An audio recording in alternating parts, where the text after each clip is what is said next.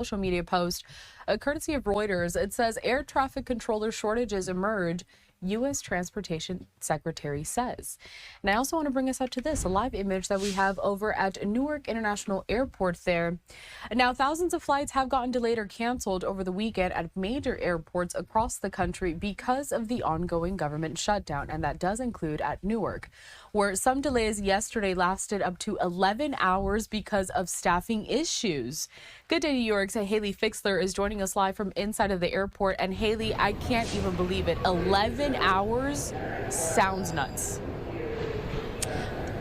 That was the maximum amount. I think most were averaging a lot less than that, but that's still a significant delay. And now this morning, there are 22 delays right now at Newark, 4 cancellations. But the FAA on its website is also now warning about a possible ground stop or even more delays this afternoon, starting at around 2 o'clock. And that's because this is the first week that TSA agents and air traffic controllers will go without a paycheck. So this is what we know. We know yesterday there were over 500 delayed flights here at Newark, 19 canceled flights, and that's something that major airports all across the country were dealing with heading into day 27 of the government shutdown. Transportation Secretary Sean Duffy says that air traffic controllers, their patience are wearing thin. He's warning that there may be more delays and more cancellations as the shutdown continues, as workers call out sick or miss work because they're not getting paid.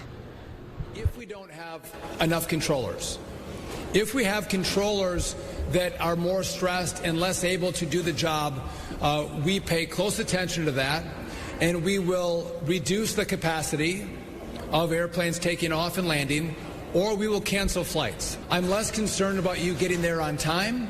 I want you to be safe. Duffy has traveled to different air traffic control towers over the last couple of weeks and met with workers who, of course, they're frustrated. Now, the shutdown's also impacting the department's efforts to get more air traffic controllers trained and on the job. And that's something that Duffy had been working on dealing with because of previous staffing shortage issues unrelated to the shutdown. Now, there was a proposed bill created by Republicans, and that would pay all essential workers who are still on the job during the shutdown. But that bill failed in the Senate late last week.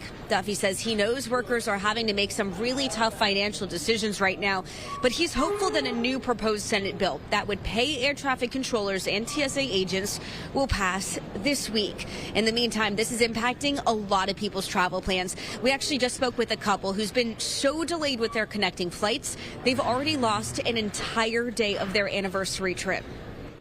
The original delay been kind of 3 hours, but since it's kind of been adding up to our late arrival for transfer, so it's added kind of at least at this point 7 hours, and we need to wait for next 6 hours.